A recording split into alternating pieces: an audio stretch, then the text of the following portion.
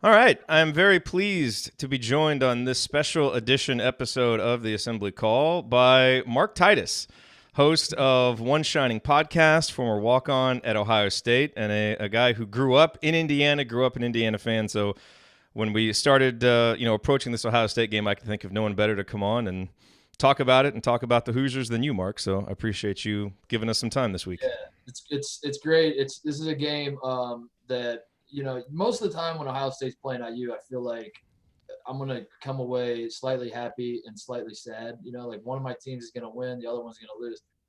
The way both these seasons are going, I don't know. I think even winning is just kind of like, okay, so one of them, their season's not completely over at this point. Yeah, one of them will get a win. Yeah, it's been tough. It's been especially that week. What was it like? I mean, as IU was in the midst of a 7-game losing streak, I think Ohio State's got up to 5. I was losing count, man.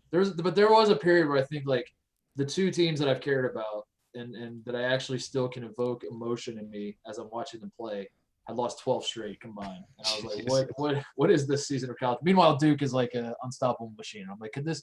And Kentucky's good again, and Purdue's winning. It's like, what are we doing here? This is I know. it's good. It's like every rivalry I have is this is unbelievable. So It is. Well, I want to get into all that. I wanted to start. I know, I've told you this personally, but just, for anybody who hasn't listened to One Shining Podcast, I highly recommend that you listen to it. And the thing that I like the most about it, and I just want to give you props for it, is, somehow you and Tate are able to, like, clearly show respect and love for the sport of college basketball while balancing it with the showing the absurdity and the comedy of it all, which is kind of a tightrope to walk, and you guys do it really well. So I yeah, just wanted to commend you on that because it's really a yeah. good show. Thank you. I think the thing that we learned very quickly, and I don't mean to attack the audience because I'm really attacking myself when I say this, but people don't care about college basketball, and that's weird to me because I care about it. Like it's all I care about. It's all that matters to me. I think college basketball year round. Things that happen in the real world, I repurpose them as though it's college basketball. That's just all I ever think about. But I found that people care about their team, and that's all they care about. And if you're into college basketball, you care about your team. If you're not into college basketball, you're confused how anyone could like it because you're like, the NBA is better, the players are better, so why would anyone watch worse players? And it's kind of hard to explain to those people.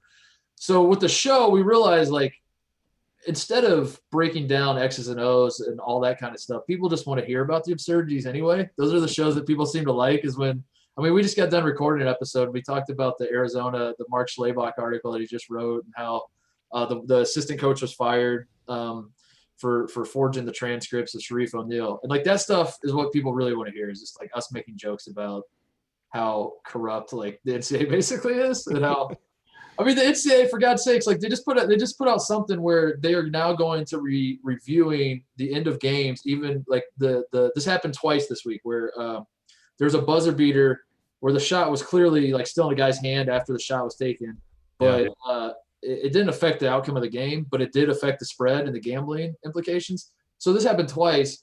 And in response, like people were losing their minds. And in response, the NCAA is like, well, we're going to start reviewing those shots. And the only reason you would do it is for gambling purposes. Yet the NCAA is like has historically been very anti-gambling. And like, we don't even want to believe that there's any money involved in any of these sports.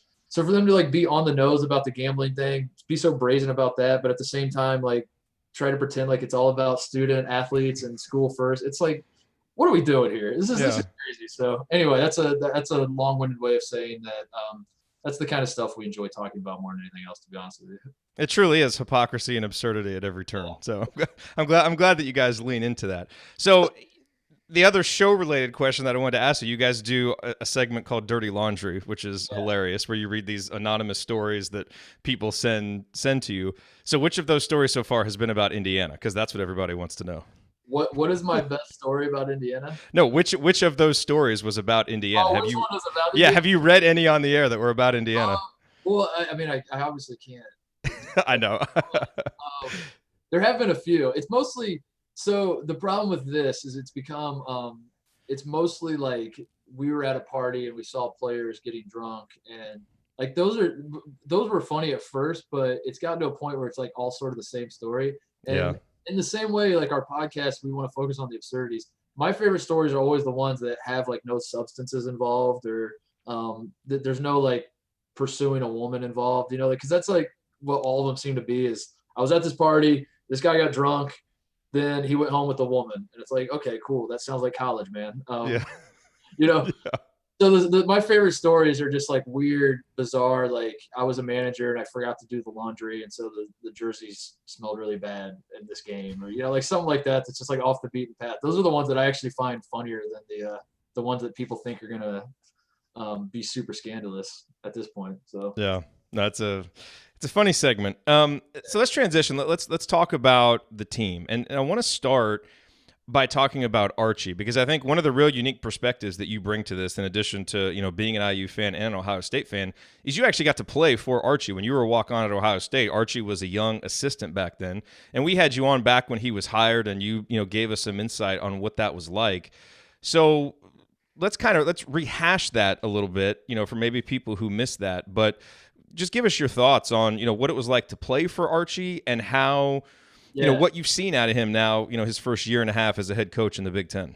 So Archie was, and this is the story I'll tell everybody for the end of time, because for me it never gets old. For some others it might, but he's the only coach I ever had in college who treated me like I was every other player. And looking back, like I respect the hell out of him for that. That he never once looked down on me and said that guy's a walk on. This guy is never going to matter to us in a game. I don't really need to work him out, whatever. He always treated me like I was the national player of the year. And like, I got to get my shots up just like all the other guys. I got to be on time just like all the other guys. He held me accountable.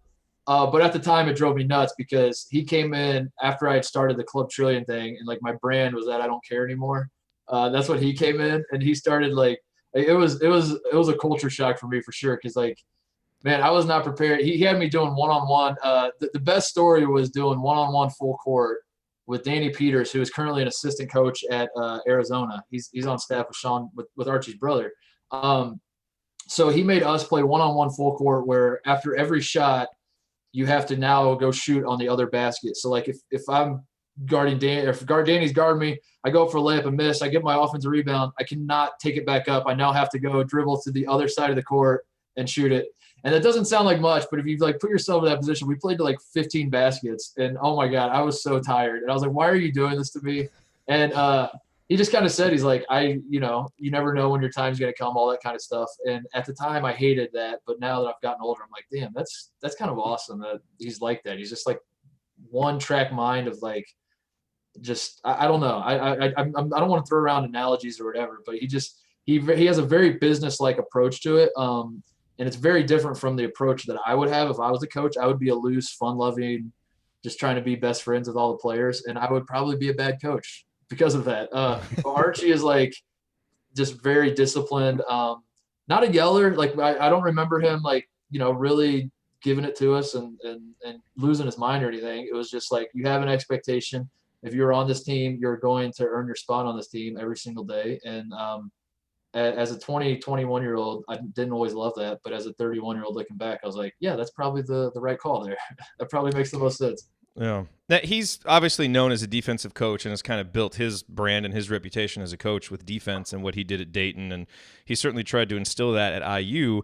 And I think because Indiana's offensives have struggled, especially this year when you have two guys like Juwan and Romeo, people have kind of wondered, like, does this guy know how to coach offense? What would kind of be your response to that, and just to how the first couple years have gone at IU so far?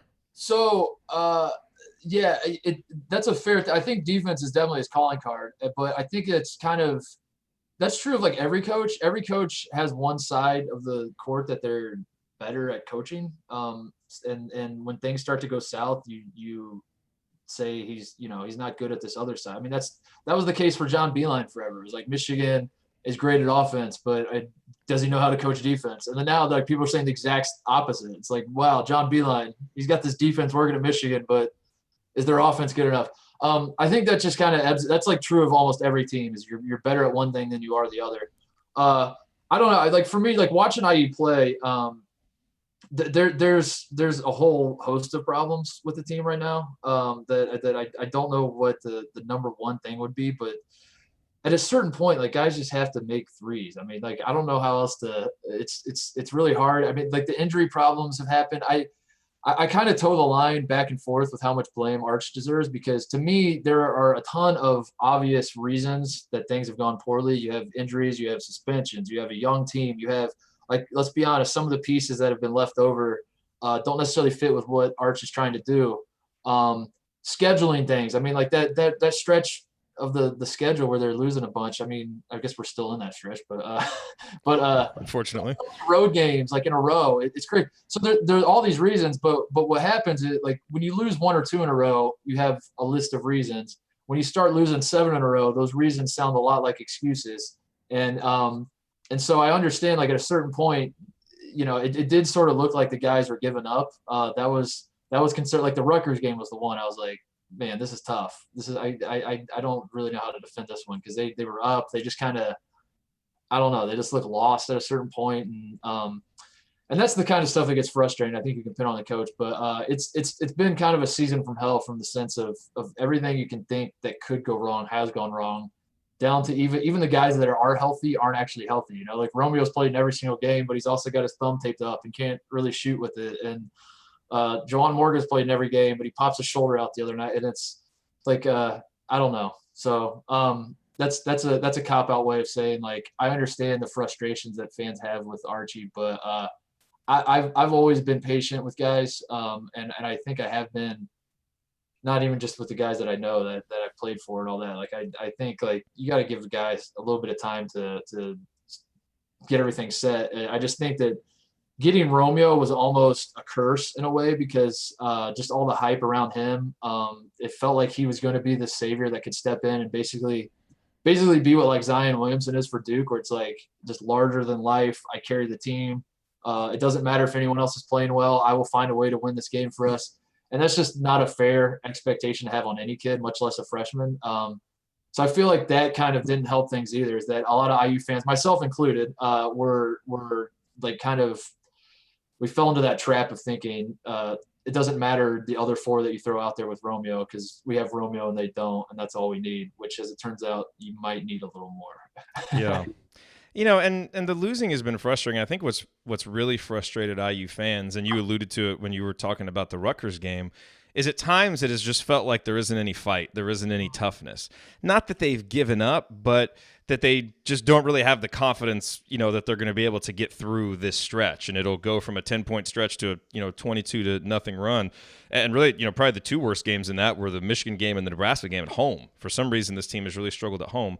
When you see a team that's struggling with that, like with focus or effort or confidence or toughness, like whatever you want to say about it, what accounts for that? Like, is that just something about the individual guys? Is that something about what the coach is emphasizing? Like, what contributes to that? See, it's so hard. It's again, this is a cop out, but it is just like a case by case thing, man. Because it is guys like I just saw that playing at Ohio State. You're playing along some guys who just have that fire, and they lose a game. They're going to be like that night after you lose, they're going to be in the gym for another hour putting up shots. Like they missed this one shot at this pivotal moment of the game, and so they just sit there all night and they're just shooting the shot over and over. And it's like there are guys that are wired that way, and there are other guys that aren't. And it's easy to kind of pin it on the coach and be like, why is the coach not giving these guys the pep talk that they need, and why is he not preaching how important playing for something bigger than yourself is? And that might be the case too. Like, I mean, I'm not saying Arch is not to blame. It's just from my experience, players are wired so differently that that there are a lot of guys like I was wired the other way. Like I built my brand on it. Literally, I got the freaking frame shirt about Club Trill, like about how I was more passive, and I just told the story like Arch would want me to get up shots, and I was like, nah, I'm good. I don't really need all that. I'm just kind of here to get a degree and have some fun and graduate, move on to whatever is next in life.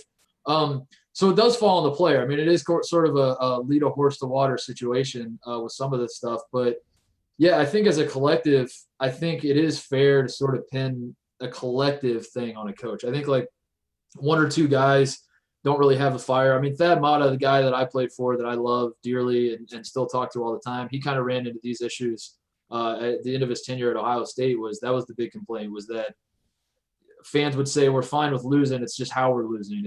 There's no fire from these guys. And they kind of pinned it on Thad. And I mean, I talk to Coach about it all the time. And he's like, I'm doing the same things I did when John Diebler and Dave Leidy and Evan Turner would be in the gym all day, every day, working on their games. Like I said the same thing to those guys that I'm saying to these guys. And for some reason, the Leidys and the Turners and the Dieblers took it to heart and were in there working on their game. And these other guys didn't care as much. So is that just a recruiting thing then?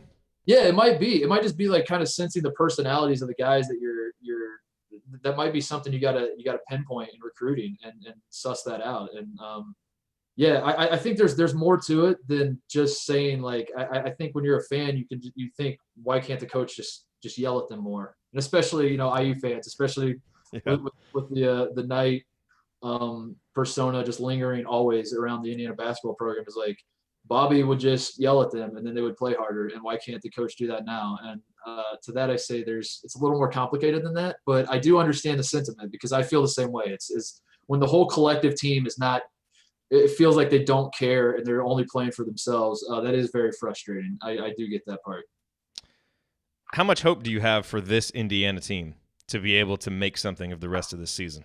I mean, that's always hard to define, right? I mean, that's like the problem with Indiana basketball in general is like, what does success look like for Indiana on any given season, right? Like, I think for this year, making the NCAA tournament coming in, snapping a 2-year drought would have been seen as a success by pretty much everybody. And now, that seems to be slipping away.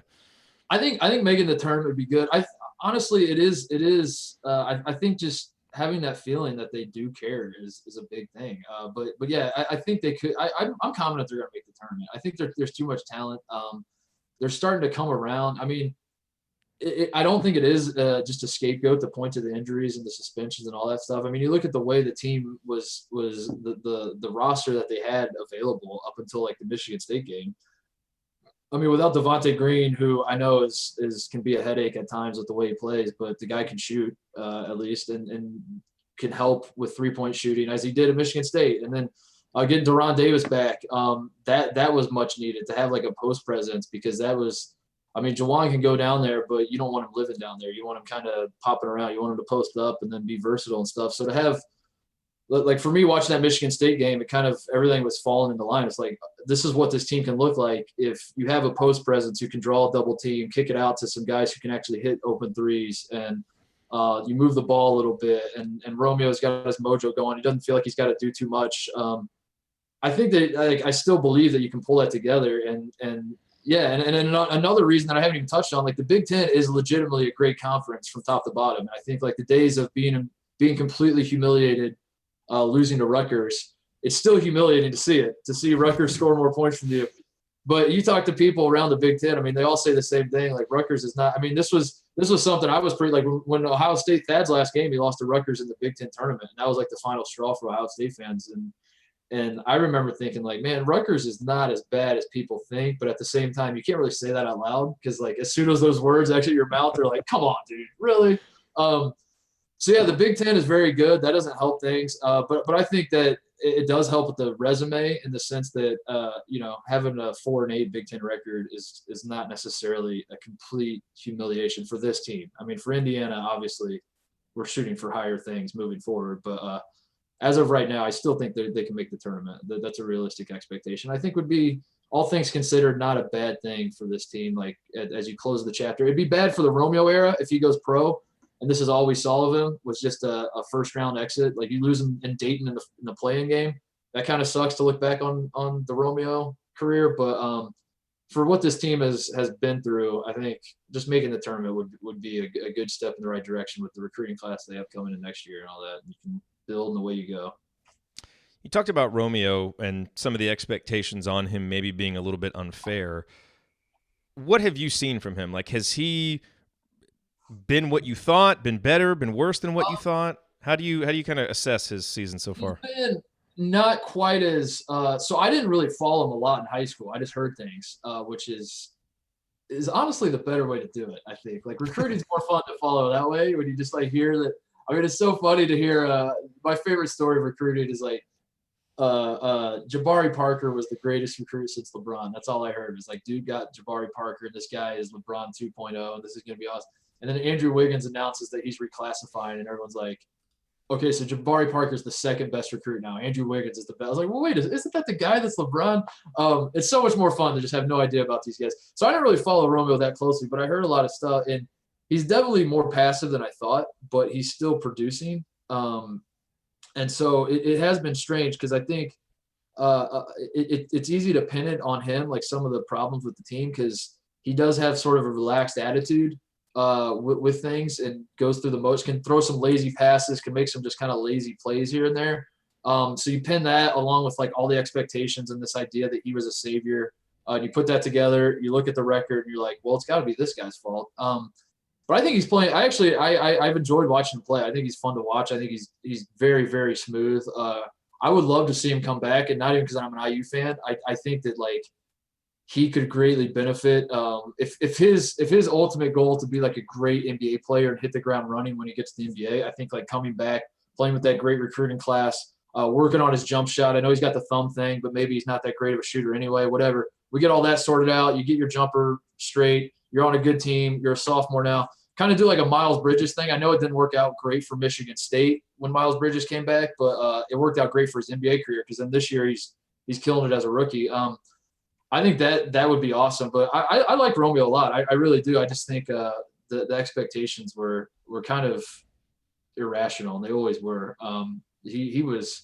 I mean, you can correct me if I'm wrong. It felt like this guy was the biggest recruit, like maybe of all time in Indiana, just in terms of the hype. Not that he was the best, but it just felt like the way he drug out his commitment, and it just kind of, you had the Archie coming in, so it was like this new era, but also Romeo's a 5-star, and we don't know where he's going to go. We really, really need this guy. We really need him, and just the way my dad would still goes to all these high school games, and he'd tell me just like all the people going nuts for Romeo, and the lines out the door waiting to go see him play so they can hold up their candy striped pants and like, please come to IU.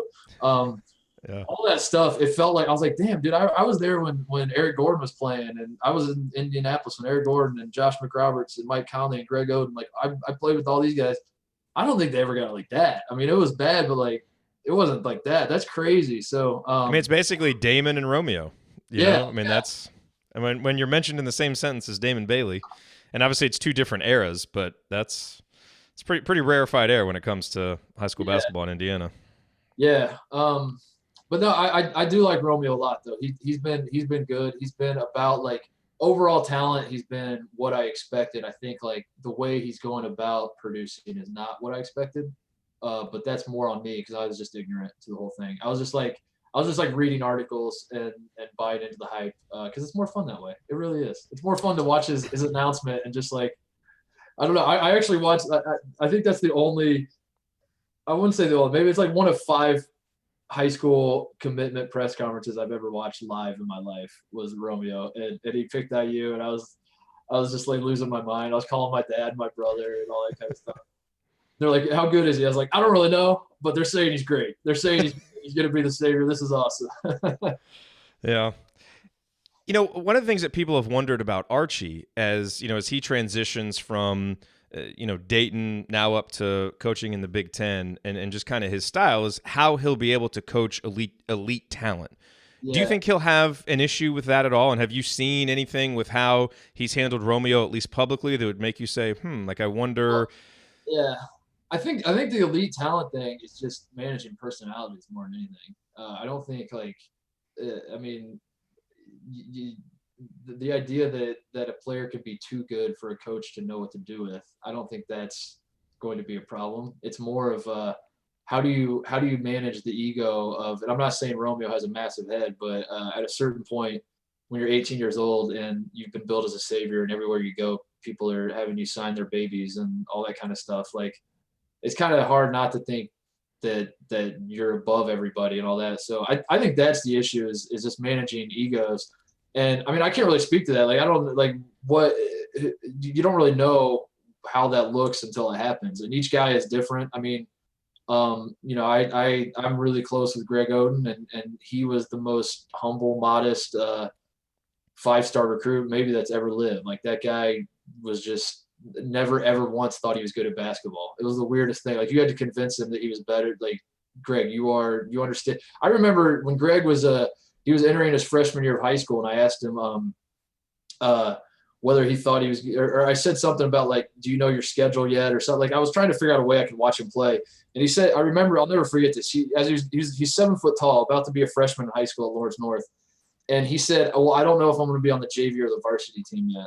And I was like, Greg, you're going to be on the varsity. Like, Greg, you realize like you're like in 8th grade. You could go pro right now and probably be a lottery pick. Like you're probably going to be on the varsity team, buddy.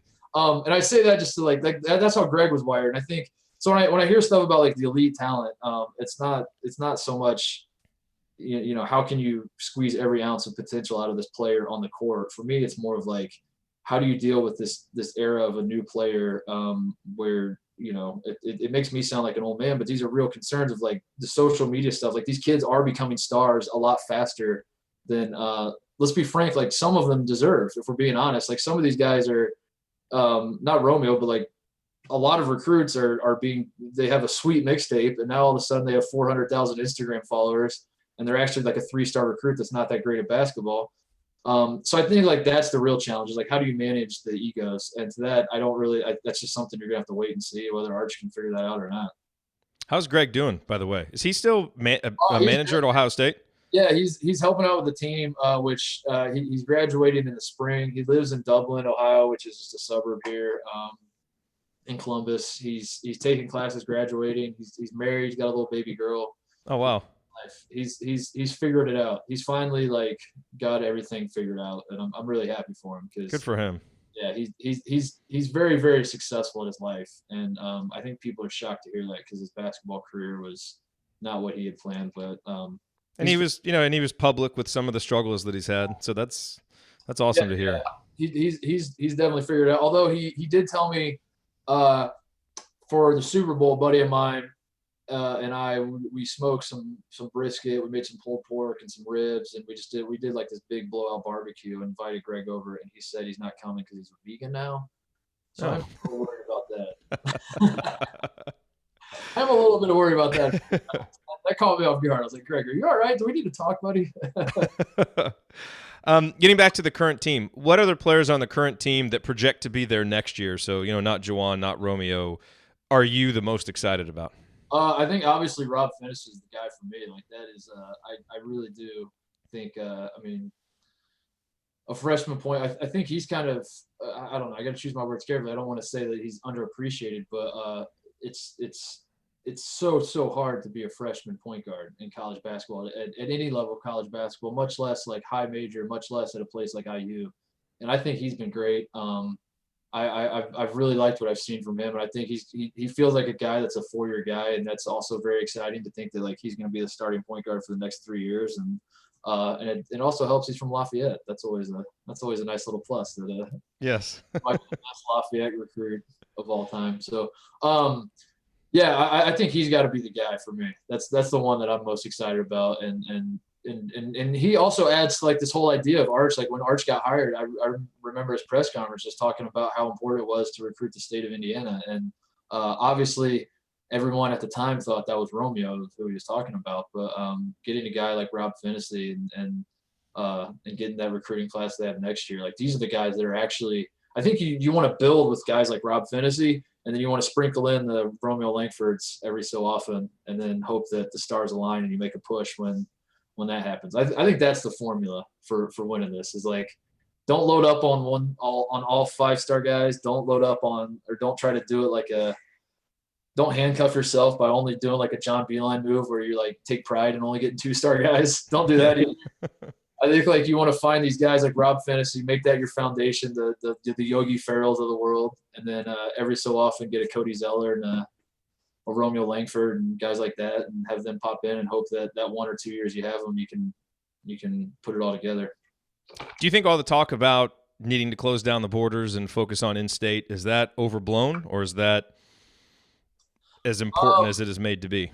Well, perception's reality, right? So like if it's important to all the fans, I guess it's important. I think like obviously there are talented players that come from anywhere. I think like part of what Indiana basketball stands for, and IU is certainly the last 20 years of IU has been an identity crisis more than anything. And it's just people young and old and what do they want to, you want to be old school like Bob Knight, but everyone also thinks Knight was kind of a dick. So it's like, how do we take the Knight principles, but not the Knight attitude? But then we're also want to be new age. Cause like, it's kind of upsetting how Kentucky is like the team that everyone talks about, even though they've won one national title. Like, how can IU get to that? So there's like sort of this identity crisis going on. But the one thing that seems consistent from like everybody is that just having pride in the name on the front of the jersey. And I think like growing up in Indiana, that is something that is just instilled in you. Is not necessarily playing for IU. Obviously, I did not go to IU, but I still have an immense pride for being from the state of Indiana as a basketball player. That is something that I will always have pride in. I heard last night I was watching Ohio State playing Penn State, and Robbie Hummel was on the call, and he was talking about that. He said playing in the Big Ten he was doing his nerdy Robbie Hummel, as he typically is, just droning on and on. It's like, we get it, Robbie, calm down, buddy. But at one point he's talking about playing in the Big Ten. He's like, I don't care where you grew up playing high school basketball, whether it was here or there, whether you even were playing in Indiana, which is really hard to play. Like, he kind of made some comment about like how Indiana basketball is a big deal. So I think that part of it is important. Like, you want guys who understand this idea that there is sort of a mythos to Indiana basketball, and it's real, because again, perception is reality. And if every single person in Assembly Hall believes that the concept of Indiana basketball is elevated above the rest of the country, then you want guys that are buying into that same concept. You want a synergy between everyone in the program, the coach, the players, the fans, all of that. I think that's reasonable to expect. So I don't necessarily like a great counter to that would be like a guy like Victor Oladipo, who is obviously not from Indiana, but he got it. Like, he got there, he understood it all. He still gets it being on the Pacers. That to me is more important than like the geography of where the guy is from. You just want someone who understands the magnitude of it all. Al Durham's like that, a guy from Georgia, but, hard worker, kind of embodies all of the principles that you want. So you want to get the best players because there's a lot of talent that comes out of the state, and then find guys out of state that are talented but still fit that culture, which, you're right about the identity crisis, and Indiana's going to have to solve that. By the way, why did you end up going to Ohio State, not to Indiana? I don't know that I know that story. Was that because of the relationship with Mike and Greg? Yeah, kind of. Yeah. So first of all, so Mike Davis was the coach at IU at the time, and the reason, so Mike and Greg both wanted to go to IU, initially. And I've told this story. I think I've told it on the podcast, but I don't remember. I know I've told it publicly, so I'm not necessarily breaking news here, but a lot of people will be hearing this for the first time. So when Mike Davis was recruiting Mike Conley, he got him confused with Sharon Collins, and he would send mail from Mike Davis. Mike Conley would get mail from Indiana basketball. It would say, "Dear Sharon, saw that you dropped 40 last night. Good for you. Like, we would love to have you in Bloomington. Let's stay in touch. Signed, Mike Davis." And he would get these letters made out to Sharon Collins. And so Mike's dad, calls Davis and is like, "Hey, just FYI, you're sending us Sharon Collins mail." It's probably like a clerical error, because Conley Collins, probably like right there on the stuff, whatever. He's like, "Just FYI, you're sending us the wrong mail." So a week goes by, and the exact same thing kept happening. And then at that point, Mike Sr. like stepped in and was like, "You can't go to IU. Like, I can't let you play for this guy. If this guy can't even send a letter to the right person, like, I'm not gonna, And so Greg did get the right mail. This is my understanding. Again, you'd have to ask these guys themselves, but this is what's been relayed to me. I believe Greg got the right mail. Greg really had a great relationship with Mike Davis, liked him a lot. But Mike Sr. kind of stepped in and was like, "Greg, no, I can't let you, like, in good faith, go play for this guy either." And that's kind of the story that I've been told. And then meanwhile, Thad was recruiting him. Thad was a little younger and full of energy and a lot of fun. It was before Thad had his foot issues and his back issues and all that. So Thad was like a kind of guy that was just like, you go to these practices and Thad's diving all over loose balls as a player's coach, all that kind of stuff. And they fell in love with Coach Matta, and they chose Ohio State. And anyway, I wanted to go to a big school, and they just kind of Greg convinced me just to come to Ohio State with him. He's like, "Why don't you just come hang out with me, be my roommate for 3 years, 4 years, whatever it was he told me he was going to do." And I was like, "I don't think it's going to be that long, Greg." So that was pretty much it. It's like I didn't necessarily want to play basketball in college. I I didn't like it enough to play it. Like I was getting recruited by like Indiana State and UNC Wilmington and places like that. And people that choose that path, I don't think I'm better than them as a person or anything like that. It's just for me personally, like I didn't love basketball enough to play at that level. I was like, if I can figure out a way to play at a high major level, I'll do it. But I don't like it enough to play at Indiana State. So I was just going to Ohio State to just be a normal student. And then I said the right things, and Coach Matta liked me, and here I am now. You mentioned how Coach Matta is like a player's coach. And, one of the things Archie talked about when he was hired was how one of the biggest lessons he learned as a coach was from Thad Matta about the importance of building relationships and getting to know guys personally. Yeah. What makes a coach a player's coach? Because typically when you hear that, it kind of brings all this baggage along with it, like you put up with stuff and you're permissive, and maybe you don't have that strong of a system, and you allow players to freestyle, yada yada. Like, what do you mean when you say players coach? I think for me, it's understanding that every player is different and has different goals, and being in tune with those goals, and just kind of knowing that your role as a coach, as much as the boosters might argue otherwise, your goal as a coach, your number one responsibility. This is how I believe, and I'm sure it's certainly how Coach Matta believes, and the way Arch talks seems to be the way he believes too.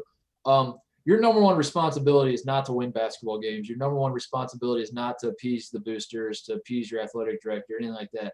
Your number one responsibility is always to your players and getting the most out of them that you can, helping them achieve their goals, both on the court and in life. As corny as that sounds, like a lot of guys do. I mean, I honest to God, like I come from a great background. I love my dad to death. He's a great dad. Did everything right. I still think of like Coach Matta as a father figure. It's not like I had a hole in my life as a father figure and then I filled it in with Coach Matta. It's just like that's the role a coach plays for players when you have a good relationship like that. So I still think of Coach Matta that way. And that for me is like what a player's coach is just someone who understands that win or lose, like I'm here for you guys, and just kind of embodies that. If that makes sense. Yeah, it does. Do you think he'll coach again, Coach Matta? I'm gonna get in trouble, man. I can't speculate on that. I speculated it on our podcast, so I said. I mean, I'm gonna preface it by saying this is speculation. I have not talked to him about it. In fact, when I try to talk to him about it, he just like raises his glass of beer and he's like, "I'm loving life, man." That's all he said. He does not want to talk to me about it. My sense is. Just me, again, I need to preface it again because I did get in trouble for something I said on the podcast. I think the Butler job, should it open up, might have his attention, maybe. Because he lives right by campus. He loves Butler. He went to Butler. He played at Butler. The idea of him like coaching at Butler would be a cool story. It feels like a perfect level for him. They're obviously in the Big East, and it's not – I don't mean to degrade Butler, but it's not quite the same. You don't have the same expectations at Butler that you would at Ohio State. So – that's where I think I'm just trying to will that into existence because I think that would be a cool story. It'd be a great story. Maybe that's just like what I want. But I know that he's still really tight with like Barry Collier. He still goes to all the Butler games. I made these comments on my own podcast, and apparently people took that as me saying that Thad was like scheming behind the scenes to get the Butler job. And so he calls me, he's like, "What the hell did you say?" And I was like, "What?"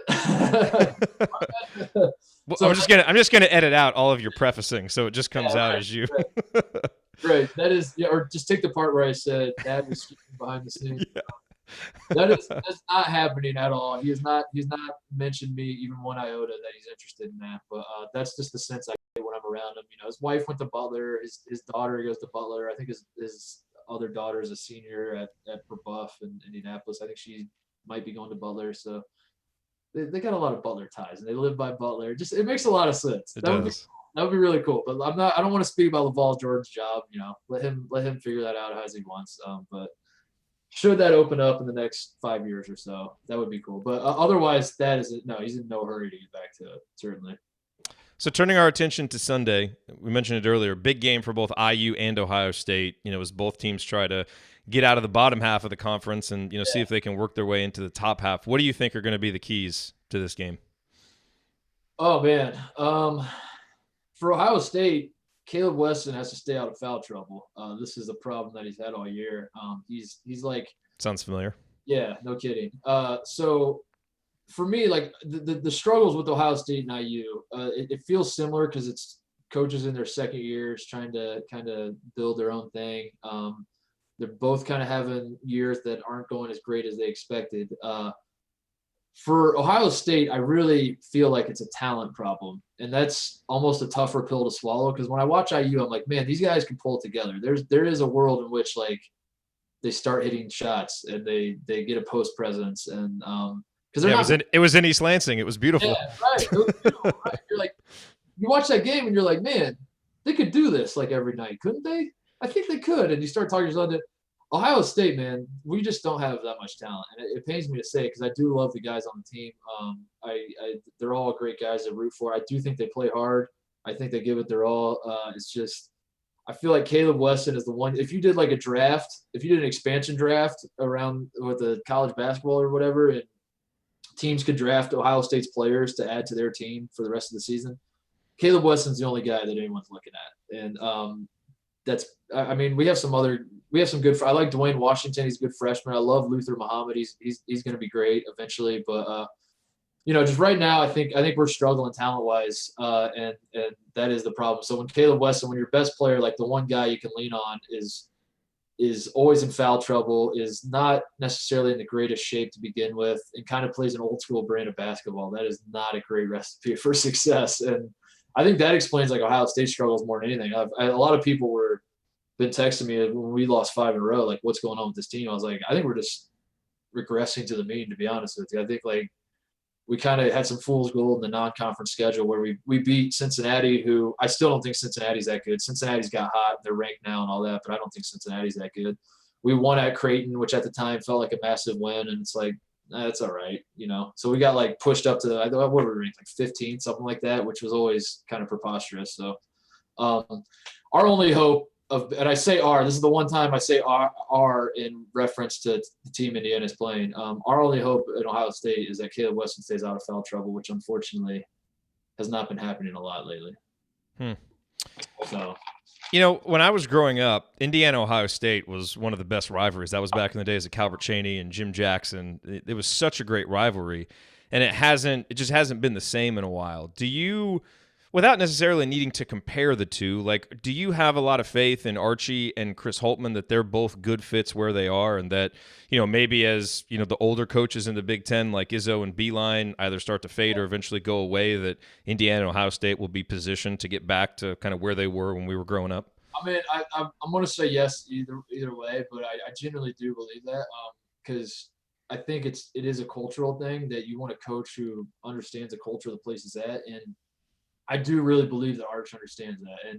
And at a certain point, that doesn't win you games. The idea that Archie Miller values in-state recruits more than Tom Crean did doesn't mean that he's going to win more. But I do think he's a better cultural fit. I think he fits well with it's hard to hear that right now with IU losing a lot, but I do believe that Archie's great for IU. And the same is true of Coach Holtmann, man. Like Holt was so smart in taking over for Thad when he stepped in. Like he knew that the problem wasn't culture at Ohio State. He knew that the reason Thad Matta was fired had nothing to do with the program that he had built.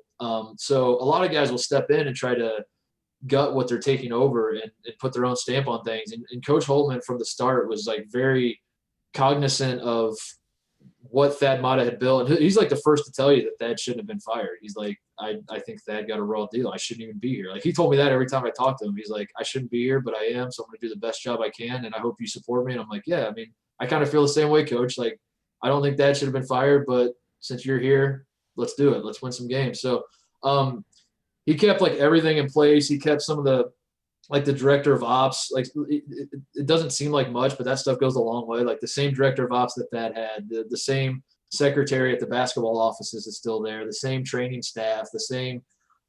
He brought in his own coaches, did some other stuff like that, but he kept like the bones of the culture of Ohio State basketball the same. And I thought that was very smart because a lot of guys want to come in and kind of say out with the old, in with the new. And so with that, I think it is just kind of a natural extension of what Thad built that Ohio State's on the right path as well. Especially we have a pretty good recruiting class too. I think Ohio State game next year is going to be awesome.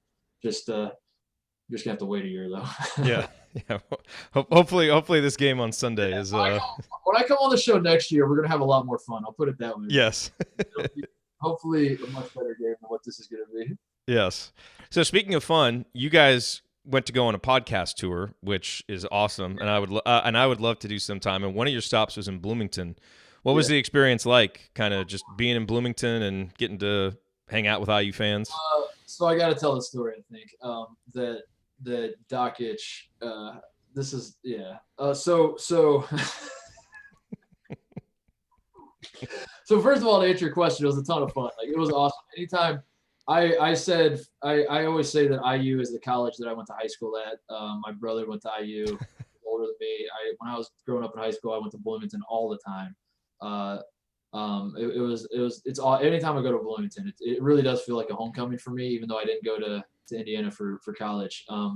So going back there was awesome. I got to take Tate to Knicks. We played Sink the Biz. He was like, "What are we doing?" He's like, "Doesn't everybody get strep throat playing this game?" And I was like, "Yeah, that's part of the charm. Just stick your hand in there and chug the beer, man." That's Tate is your co-host on One Shining Podcast. I took them there. We went to where else did we go? We went to Kilroy's and we got pepperoni sticks and they love that. I tried to show them like the local flavor of all that. Yeah. It was a good time, but I have to tell the Dakich story. I think that Dakich was. I reached out to Dan to be our guest for the live show. He said he would do it. I know Dan a little bit. I know Andrew's on staff at Ohio State. I had nothing but love. I guess I should make it past tense. I had nothing but love for Dan for the longest time. Like I felt like I was like the one guy who's younger than 40 that actually loved Dan Dakich. So I asked him to come on, and like I could have asked. I could have asked Arch, to be honest. I could have had the head coach of Indiana come, and I wanted Dakich because I thought it'd be fun, and I thought we could make him likable in a weird way. Like I have a big enough ego to think that like I could take a guy like him, have him come on our show. We kind of bust each other's balls. People that are at the show are like, "Oh, I hated Dakich, but actually he seemed kind of fun there." So and maybe you could win some fans over. The night before, we were doing a show in Louisville, and we get done with the show. We're going out in Louisville with some of the people we know that were with us at the show, and just out having drinks, whatever. At like 11:45, I get a text from Dakich. It says, "Apologies." This is word for word what it said. "Apologies, but I must cancel." And this is 11:45 p.m. the night before the show in Bloomington. So I'm like, what? And I said something like, he didn't give me a reason, didn't mention anything, didn't give me no reason. "Apologies, but I must cancel." And I was like, at 11:45 on a Saturday, you're texting me. Okay. But I just wrote back. I was like, "No worries, man. Would have been a fun time, but I get it. That's how these things work sometimes." So we go out and do. I started thinking like, man, something must have happened. Like maybe I had a family emergency. I reached out to Andrew. I was like, "Hey, what's going on with your family? Like, is your dad all right? I just want to make sure everything's cool." Don't hear anything back. So I thought something serious had happened. And then the next day, the day of our show in Bloomington, I'm on Twitter, and Dakich is just like getting in fights with people on Twitter about Brett Kavanaugh. And he's just tweeting like one after another. He's like taking articles of like, and he's putting his little commentary. And he's like, "I don't know, this is pretty interesting what Brett Kavanaugh said here." Like whatever it was, it doesn't matter. But he's just tweeting on and on about Brett Kavanaugh. It's like, I wonder what's going on. Like what? I didn't really say it. So we go to the show that night, and we had billed the show as Dakich was coming. We had promoted it. We had said Dan Dakich is going to be our special guest. So we introduced Dakich. He does not come out obviously because he wasn't there. The crowd's looking around confused, and then we flash his text to me on the screen behind us, and everyone like just starts laughing. And then I tell them the story, and then I said, by a round of applause, how many people in here are okay with Dan Dakich not being at the show tonight? And it was the loudest cheer we got on the entire tour. The place around, so we ended up doing the show by ourselves, which it was fine. We made Bob Knight jokes all night, just talked about IU. It was a really fun time, but it worked out well. And then apparently people in the audience were tweeting at Dakich as we were doing the show, and my phone starts blowing up. Like I'm on stage, like talking to the microphone. I'm looking at my phone. It's like Dakich is texting me and tweeting at me and all that stuff. And then he said that his reasoning was that so when he gets called out for like ditching us on the show, he said his reasoning was that he had a death that he had to tend to. And so I don't know what's like. I don't know what's worse, like lying that someone died close to you that you had to tend to their death or whatever, and you chose to lie about that to get yourself out of this bad situation that makes you look bad. Or maybe that is true. Maybe he really did have a death that he had to tend to. But it might be worse that, like, as he was tending to this death, he tweeted like 47 times about Brett Kavanaugh with strangers on the internet. You know what I mean? Like, I don't know which one's worse, the lie or the truth. Like, I don't know how he comes up, but that's pretty much the story. It was that was our Indiana experience, and needless to say, Dakich and I have not talked since, and Yeah. I'm sure he's okay with that, and I'm sure he'll listen to this podcast. He will tweet about me and make himself a victim and all of that. Hey, he's made it quite clear he doesn't listen to this podcast. Yeah, So. Dan, listen, someone's going to tweet this at you. I heard what Titus, did you hear what Titus said about you? I liked you, Dan. I always did. I thought we had something. You screwed me. You screwed me, man. That's all I would really say to him. See, it was a huge show for us. It was a big deal for us. There's so many former IU players I could have asked that still live in Bloomington. There's so many. I could have asked the coaches. I could have asked Thad Matta to come down from Indy. And I chose you, Dan. You were the one. I wanted you at the show, and you did that to me. So, but I do pray for the death you had to tend to. That sounds tough. Hope thoughts and prayers for that. The mysterious death that you never brought it up again after that. You never mentioned who this person was in your life that passed away. And you were tweeting about Brett Kavanaugh. So it sounds like it was really, really close to you. And I'm sorry to hear that. On that trip, so Tate, your co-host, he's a North Carolina guy, a big North Carolina fan. Was that his first time to Bloomington? And what was kind of the thing about Bloomington, for someone who hasn't been there that stood out to him? He's got sour grapes. One about 81. He wasn't even alive. I mean, for God's sakes, I wasn't even alive. Like, but he's got sour grapes about 81 because his parents talk to him about it all the time. And 84 for the Dakich. He was like, he actually doesn't like Dakich, I don't think, because he grows up a Carolina fan. Every time he watches Dan Dakich on a broadcast, it's like talking about shutting down Jordan. He's growing up listening to that, getting upset. Yeah. So he always had like an aversion to IU for that. But he also remembered that Bob Knight, like very early on, said Michael Jordan is like the greatest player he's ever seen. Like what was it, the Olympics in 84? 84, yeah. When he was coaching Jordan in 84, Knight said something in a press conference. So Tate remembers all this. Like Tate, no one holds a grudge like Tate does. He keeps his tallies of like who's saying good things about Carolina and who's not. So he loved it though, man. He really liked Assembly Hall. I kind of hyped it up to him as best I could. The Dean Dome is not as good of an arena as it should be. So I think we got to walk around Assembly Hall a little bit. He loved that. We didn't pick a great time to come to campus. I told him to come back in the spring. That's really the time to be there. But we were there in November, but it wasn't too bad. But yeah, he really enjoyed it, and we actually drove on the tour. So he flew into Columbus, and then we drove from Columbus to Louisville, to Bloomington, and then up to Chicago. And we got through going from Louisville to Bloomington. We got a lot of barnyard baskets on the barns and baskets in the driveway and all that kind of stuff. And there was one that I made him pull over and take a picture because we were driving and I was like, dude, pull over. I gotta get a picture of that and send it to my mom. She'll love that. It was just like it looked like a scene out of Hoosiers. It was just like on a barn, a basket affixed to a barn, and it looked like it was put up there in 1946. And he loved all that. So he very much buys into the mystique of Indiana basketball for sure. Yeah, that's cool. One thing, you have a unique perspective in that, you built an audience as a blogger, but yet at the same time you were kind of inside a program. Not playing a ton, obviously, but inside a program, seeing the inner workings of a program. And, one of the big things that's changed about sports coverage, especially college basketball coverage, is the ability for people, to start a blog and build an audience and, be able to have some kind of influence with that audience. Like, us starting this show 8 years ago. We played in high school, but never actually played in college.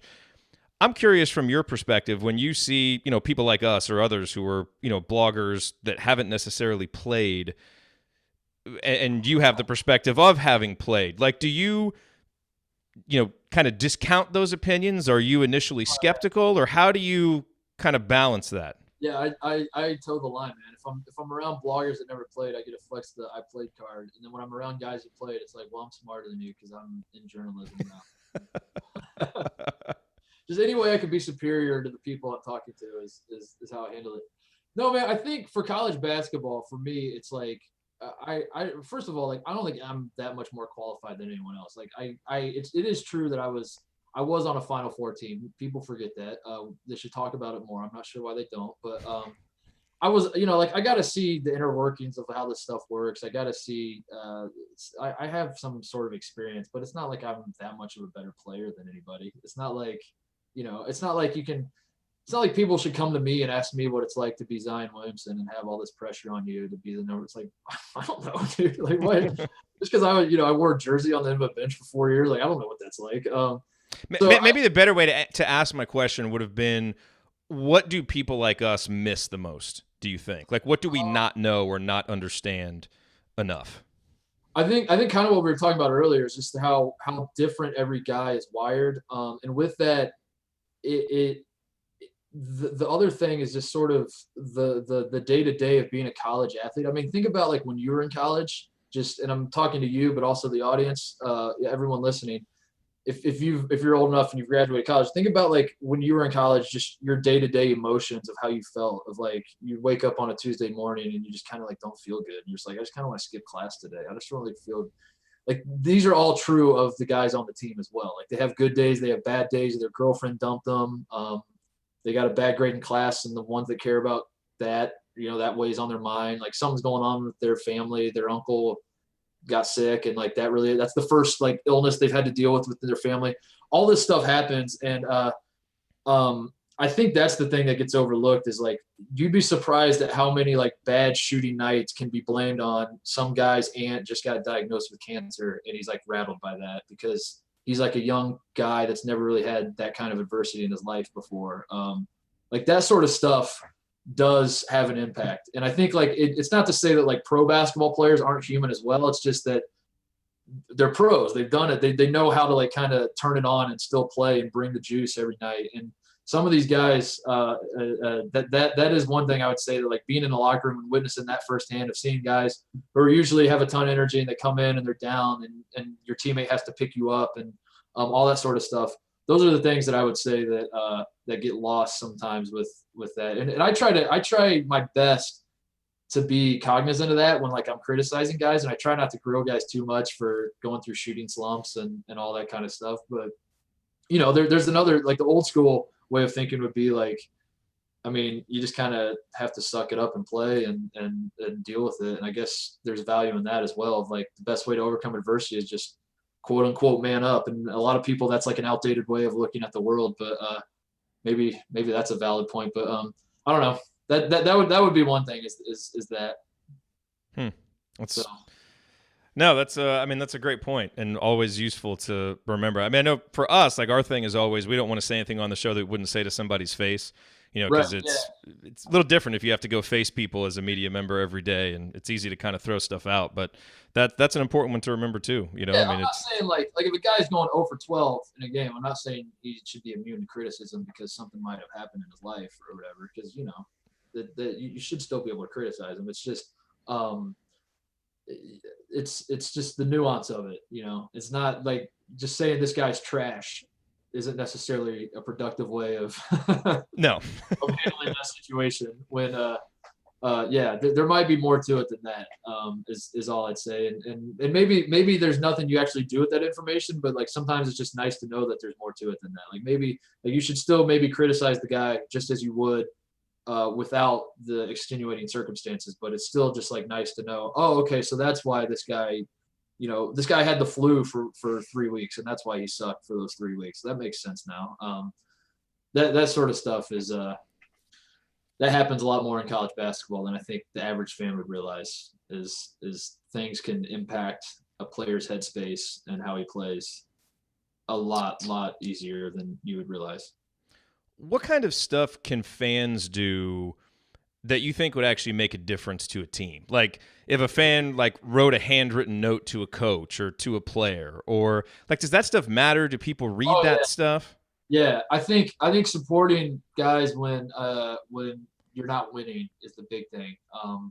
Because I think if you as a fan want the guys to play for something bigger than themselves, I think you have a responsibility, not necessarily to reach out to them personally, but to understand that college sports, part of the deal is that it's not about wins and losses always. And that sounds absurd to say, especially in the modern climate of college sports.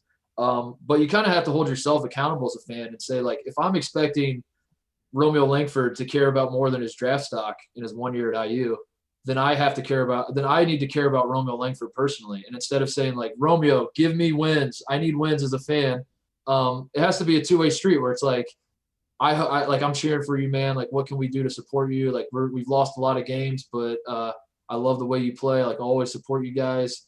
That's not to say you're not frustrated, whatever. But I think, like, that's the one thing I would say is, like, sort of that to me would be holding yourself accountable as a fan is just, if you're going to demand something of a player, and I'm not calling out individual fans. I'm just saying as like a collective fan base, you want this certain thing out of a player. Well, the easiest way to get that is to provide that yourself, where you show the players and the coaches that, yes, you do want to win. Winning is very fun. Winning is very important, especially at a place like Indiana. But you also understand that there's more to it than that, and that you know, guys like Victor Oladipo, who never made it past the Sweet 16 in a lot of ways, is like a bigger hero than if some turd comes into IU and people don't really like him and then they go on a run and win the national championship. It's like, I don't know, man. I kind of like Oladipo more. Yeah. So like I think like having that attitude and holding yourself accountable that way would be my thing. But yeah, I mean, for sure, like guys would love to get letters from fans, especially if you have good things to say, and especially if it's not about basketball. That is sort of underrated too. I think like if someone wrote Romeo Langford a letter and just said like, I love the ambassador that you are in this community and the things that you've done, and I don't know specifics. I don't know if Romeo is whatever, but like if Romeo reads a book to a kindergarten class or something, like writing him a letter and be like, man, that's awesome. That would mean a lot to him. I don't know the kid. I've never met Romeo in my life. I guarantee you, as a human being, he would read that and be like, oh, so I am more than a basketball player to these people. This is cool. That stuff matters for sure. Yeah, that's great. Well, we're past an hour. I want to be respectful of your time. Do you have time for one more question before we hop out? The last question I wanted to ask you is just about your IU memories. Like, what are your favorite IU basketball memories from growing up, and who's your favorite player? You know what's funny is my parents moved houses. They live on the west side of Indianapolis, and they just downsized way too late. Like my sister's the youngest. She's been out of the house for a while, but they just now decided to downsize recently, and they were cleaning out their house, and they found a thing in my bedroom that was my box of souvenirs. And in my box of souvenirs was a lot of garbage, just a lot of stuff that they gave it to me. I looked at it, I just started laughing. I threw like most of it out, but I was picking through pieces. I saved 2 tickets that was in this box of souvenirs from my childhood. One ticket was a matinee showing of Space Jam in 1996 for $4.75. I saved the ticket to that. The other ticket that I had saved was when I went to Lexington for the IU Duke game in 2002. Oh man! I have the ticket. I even threw away, even as I was looking at it, I threw away the Space Jam ticket, but I still have the. I could actually go get it probably if you called me out on it. But I have that ticket. That is my number one memory. It is the game I will always talk about as an IU fan. Like not only was it like the most improbable win, like that might honestly be, I can't tell if this is shtick or not. That might be the biggest upset in NCAA tournament history. As more time passes, that game becomes more unbelievable to me. It just like everything about it. You look at Duke's roster, like IU did not play well at all. They were like 4 for 23 from the 3-point line or something. They had like 23 turnovers that game, I think. Yeah, whatever. Like they couldn't hit three. I don't think they shot 23 threes. This was back in 2002, so they probably weren't jacking it that much. But yeah, they couldn't. They weren't shooting it well. They were turning it over like crazy. Duke had 6 NBA players on the roster. They were defending national champions. They got National Player of the Year, Jay Williams, on the team. It's like I have no idea how they won that game. No idea. It was Jared Jeffries and a bunch of white dudes, and they beat them. So not only was it that, but it was like I was of the right age, man. I was in 8th grade when that happened, and like that is prime. That's the time. That is the time of like this is the most important thing in the world. I was on spring break, and so like that whole I don't know, man. So that is my number one memory is going to Lexington, driving down there, thinking like I almost don't want to come because we're gonna lose by 30, and it's like such a waste of time. And I went with a friend who's a Duke fan. Actually, he's a guy I went to school with. He was an 8th grade buddy. His parents took us, and he was a Duke fan. And I think we were sitting in the Duke section, and I was obviously cheering for IU, and he was cheering for Duke. And oh my God, that was the most satisfying thing ever. So with that, to answer your other question, AJ Moya is probably my favorite player. Yeah, I would imagine so. Yeah, Yeah, AJ Moye is up there. Kirk Hastings up there. AJ Guyton's up there. Yeah, Tom Coverdale. Like pretty much anyone on the O2 team. I found out recently that Fife listens to our pod, and it has me so Does he? like I have like this don't meet your heroes thing because like I really want to interview him because I could talk to him about the O2 team and just I could talk to him about the Duke game itself for like 5 hours probably. Yeah. But I also don't want to meet him because like I'm gonna find out he's just like an average dude. He's just like a regular guy, and I don't want him to be a regular guy. I want him to be I want him to be the guy that almost blew the game by fouling Jay Williams at the end of the game. But then we won and saved the day. So yeah, but I found out he listens to the pod, so I'm sure I'm gonna talk to him at some point about that, and I'll have him on the show, and we'll break all that down because that is without a doubt my favorite memory. But there are a lot of them. I do have a lot of memories, but that one is clearly number one. So. Are there a lot of coaches and players who listen that listen to your show? Yeah, there actually are. Not to like. It's weird because I never expect any of them to listen, so I'm always shocked. There's not a single one that I'm not shocked by, including like the Ohio State coaches that will sometimes text me something. So I don't know. Some of them, I think a lot of them just pop in and out because I've noticed that like when I find out guys listen to the show, I'll say something about them on the next episode, and then they never hit me back about what I say about them. So yeah, I listen to one episode a month or something. But yeah, there are a lot of guys. That's definitely the weirdest part because I don't want to change like how we talk about them, but at the same time, I do sort of want to lean into guys listening to the show. So it's weird. I don't want to like pull back because I know that Brad Davison listens to our show. We just had him on the show, and then he plays really dirty, and it's like, crap. You know, like if I didn't know this kid, I'd be grilling him and making jokes about him. But now it's like, man. So. Yeah. That kind of sucks sometimes, but it's all right. We're doing the best we can. Well, the show is great. I've recommended it many times. I continue to recommend everybody listen to One Shining Podcast. And thanks for taking the time. This was great. Yeah. We always enjoy having you on the show. I'm always happy to do it. I'm hoping. Actually, in fact, here I need to. I have my assembly call coaster that you sent me from last time. Nice, very cool. I did not stage this. This is here on my desk at all times. I use it as my coaster.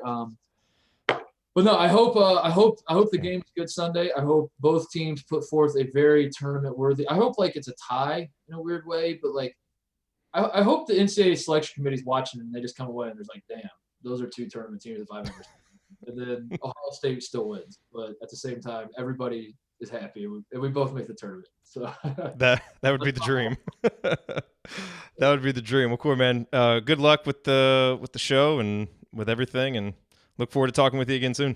All right. Thanks, man. Awesome.